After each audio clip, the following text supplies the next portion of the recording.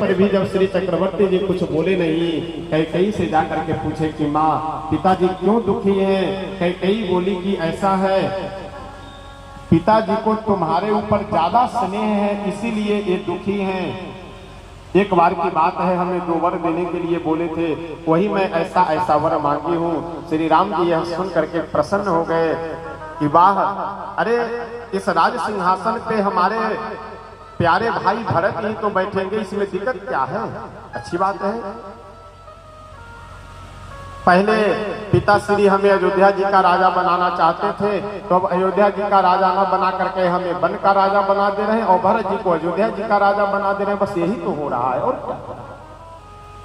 देख लीजिए, ये आजकल जो लोग कहते हैं कि माँ बाप हमारे लिए किए क्या, ऐसे लोगों को कान खोल करके यह सुनने योग्य बात है और आंख खोल करके पढ़ने योग्य यह बात है और दिल खोल करके स्वीकार करने योग्य यह बात है कि 14 वर्ष के लिए विशेष उदासी व्रत। विशेष उदासी का मतलब क्या होता है?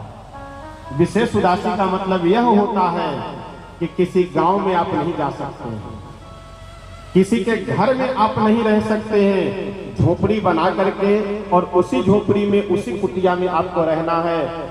सायंकाल का भोजन हो गया तो प्रातः काल के लिए कुछ संग्रह कर करके नहीं रखना है। ये विशेष उदासी का लक्षण है।